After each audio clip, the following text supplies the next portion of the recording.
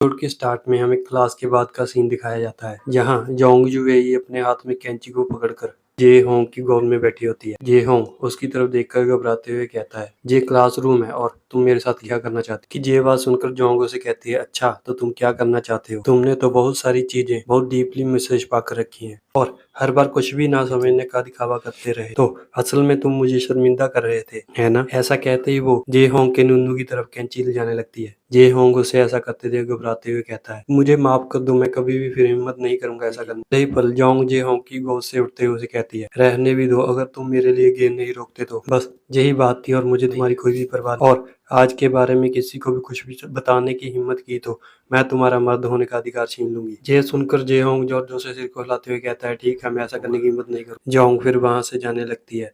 जे Hong उसकी तरफ देखकर घबराते हुए अपने मन में कहता है, ये ग्रैनी बहुत डरावनी है, इतना खेलने के बाद मुझे फ्यूचर में बहुत केयरफुल रहना होगा। फिर हम जे होंग को देखते हैं, वो स्कूल से वापस आते हुए कहता है, मैं वापस आ चुका हूँ। यही पल हम एक औरत और एक इंसान को देखते हैं जो आपस से एक दूसरे से बहस कर रहे होते हैं। तुम इतना नमक कैसे डाल देते हो? कस्टमर का सारा खाना भी नमकीन बना देते हो। वो व्यक्ति उसे चिल्लाते हुए कहता है, क्या तुमने मुझे ऐसे करने के लिए नहीं कहा था? उसकी ये बात सुनकर वो लेडी उसे चिल्लाते हुए कहती, मैंने तुमसे ये कब कहा था? तुम तो बस जिम्मेदारी से भाग रहे हो। पहले तो तुम्हारे साथ रहते ही मेरा दिमाग गधे जैसा हो चुका है। उसकी ये बात सुनकर वो व्यक्ति उसे कहता है, मैंने जो कहा उसे मैं स्वीकार नहीं कर रहा, अंधा हो गया था जो तुम जैसी बुड्ढी से शादी कर ली। उसकी ये बात सुनकर वो लेडी चिढ़ते हुए और चिल्लाते हुए उसे कहती है, तुम्हारी हिम्मत कैसे हुई मुझे बुढ़िया कहने? एक बार फिर मुझे बुढ़िया कहो, मानो ना मानो मैं तुम्हारा पीट पीट कर गोटे लाल कर। ये होंग उनको देख कर कहता है, ये फिर शुरू हो गए। फिर हमें एक फैटी दिखाया जाता है जो गुस्से से उन्हें कहता है, अरे तुम इतने बेकार कैसे हो सकते हो? क्या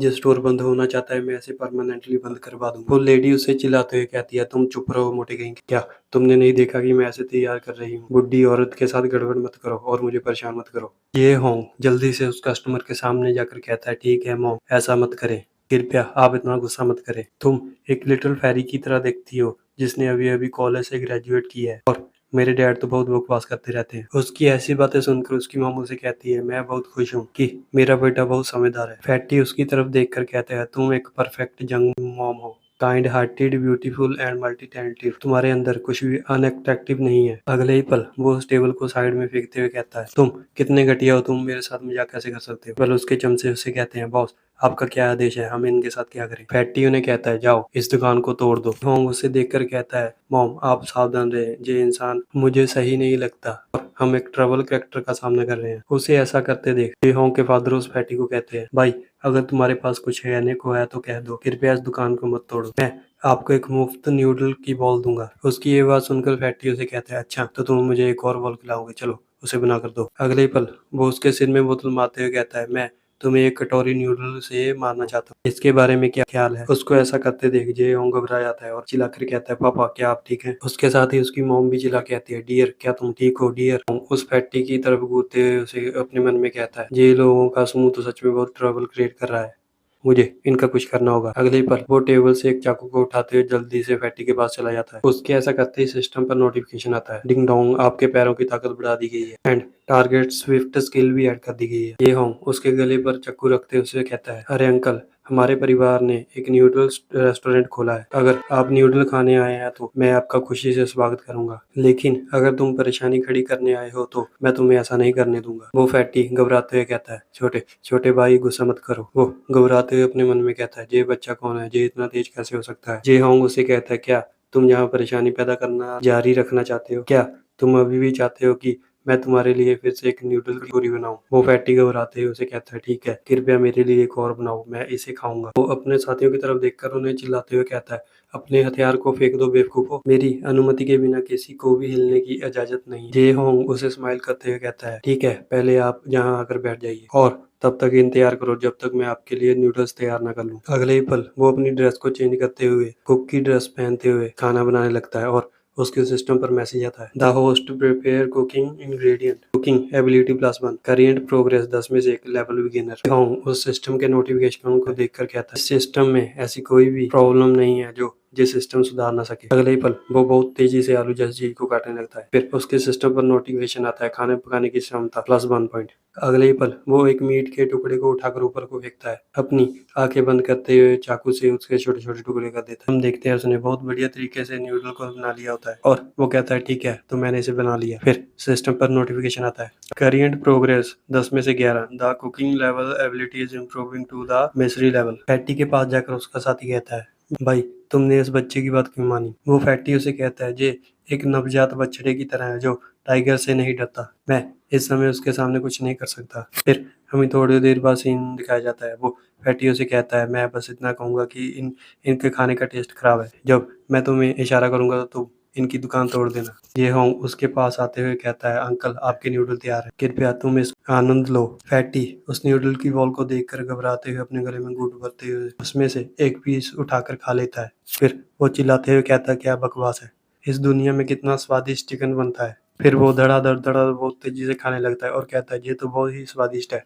तो बहुत ही नरम और चिकना चिकन है। अगले ही पल वो इमेजिन करते हुए कहता है एक लड़की की स्किन की तरह और उससे भी ज्यादा मुलायम। वो उसे खाते खाते इतना एक्साइटेड हो जाता है कि अपने कपड़ों को भी फाड़ देता है और कहता है अरे मैं बात करना बंद नहीं कर सकता, ये तो बहुत ही ज्यादा स्वादिष्ट है। फिर वो चिल्लाते हुए कहता है मुझे एक और बॉल दो, मैं इसे और खाना चाहता हूँ।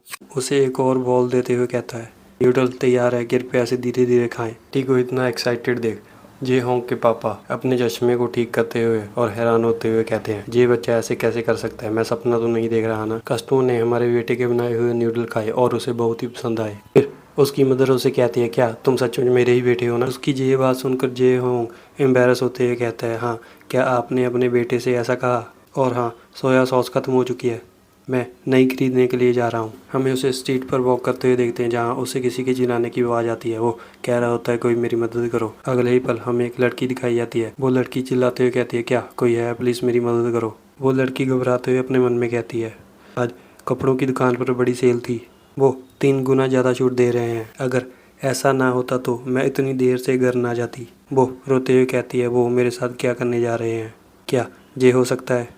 नहीं मुझे आशा है कि कोई मेरी मदद के लिए आएगा। उन तीनों में से एक लड़का हंसते हुए कहता है हाँ हाँ छोटी सी सुंदरी मुझे गलत मत समझो, ये भाई तुम्हें बस 2 गिलास चाय के लिए पीने के लिए आमंत्रित करना चाहता है। उसके सामने खड़ा हुआ लड़का उस लड़की से कहता है हम सभी ईमानदार और अच्छे लड़के हैं, तुम्हें घबराने की कोई जरूरत नहीं है।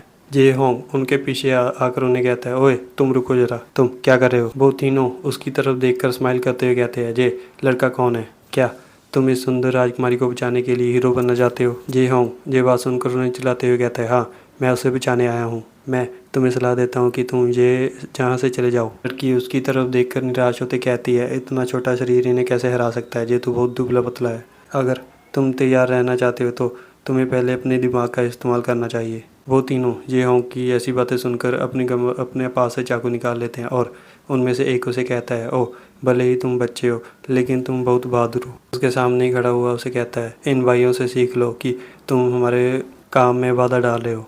पीछे खड़ा हुआ लड़का कहता है जाओ इस बच्चे को पकड़ लो और इसके हाथ पैर तोड़ दो। ये होंग जल्दी से जमीन की तरफ झुकते हुए नीचे से एक पत्थर को उठाकर अपनी उंगली से फ्लिक करते हुए उनकी तरफ फेंक देता है, जो पत्थर जल्दी से जाकर सामने वाले लड़के की आंख में लगता है। उसके ऐसा करते ही सिस्टम पर नोटिफिकेशन आता है hit the point throwing ability +2 current progress 10 में से 13। ले पल हम उस लड़के को देखते हैं जो अपनी आंख को पकड़कर चिल्लाते हुए कहता है अरे मेरी आंख, इसने मेरी आंख को फोड़ दिया, उसे पकड़ो मैं उसकी आंखें निकालना चाहता हूँ, जाओ उस पर हमला करो। उसके ऐसा कहते ही उसके साथी जल्दी से जे होंग की तरफ बढ़ने लगते हैं। जे होंग उन्हें ऐसा करते देख क्रीपी सी स्माइल करते हुए कहता है अच्छा तो ये लो मेरे पत्थरों का स्वाद चखो। ऐसा कहते ही वो उनकी तरफ फेंक देता है। अगले ही पल हम उन तीनों को देखते हैं बहुत ही जख्मी होकर जमीन पर लोटपोट हो रखे हैं। वो लड़की हैरान होते हुए और ब्लश करते हुए अपने मन में कहती है ये क्या हुआ, ये छोटा लड़का दुबला पतला और बहुत ही कमजोर लग रहा है, क्या उसने इन बुरे लोगों से छुटकारा पाने के लिए कुछ पत्थर फेंके। फिर हम जेहोंग को देखते हैं जिसके सिस्टम पर नोटिफिकेशन आता है save the beauty throwing heroic acts. Post के प्रति उस लड़की की फेवरेबिलिटी बहुत ही इंसेन है। ये स्किल +5 करियर प्रोग्रेस 10 में से। ये होंग उस नोटिफिकेशन को देखकर अपने मन में कहता है ये कितना घटिया है, इतनी पवित्र लड़की 3 कमीनों द्वारा लगभग कलंकित हो गई थी। उस लड़की के पास जाकर उसे कहता है क्या तुम ठीक हो और क्या तुम उड़ सकती हो। वो लड़की उसकी तरफ देखकर ब्लश करते हुए अपने मन में कहती है वाह ये तो बहुत ही सुंदर है। फिर वो खड़ी होती हुई उसकी तरफ देखकर उसे कहती है मैं ठीक हूँ। ये होंग उसके हाथ को पकड़ते हुए ब्लश करने लगता है और अपने मन में कहता है ये कैसा फिसलन भरा और चिकना हाथ है। मुझे ऐसा फील हो रहा है कि मैं छिले हुए अंडे को होल्ड करके खड़ा हूँ। वो लड़की उसे अपनी अदाएं दिखाते हुए कहती है, मेरी हेल्प करने के लिए आपका बहुत बहुत धन्यवाद। फिर वो उन तीनों की तरफ देखकर उसे कहती है, तुम उनके साथ क्या करना चाहते हो? क्या तुम पुलिस को बुलाना चाहते हो? जे होंग उसे कहता है, पुलिस को बुलाना बेकार है, वो कुछ ही दिनों में जेल चले जाएंगे। जब वो जेल से छूट जाएंगे तो वो फिर से कुछ गलत करेंगे, बस तुम इन्हें मुझ पर छोड़ दो। फिर वो पत्थरों को उठाकर उनकी तरफ बढ़ने लगता है। वो लड़के घबराते हुए उसे कहते हैं, तुम हमारी तरफ मत आओ, अगर तुम ऐसा करते हो तो हम पुलिस को बुला लेंगे। होंग को सिस्टम कहता है, 1 मिनट रुको मास्टर, आप बहुत दयालु हैं। अगर आपने पहले पुलिस को फोन ना किया, क्या आप चाहते हैं कि ये बुरे लोग पहले मुकदमा करें? ये होंग उन तीनों के पास जाकर बैठते उन्हें घूरते हुए कहता है, तुम तीनों पहले मेरी बात सुनो।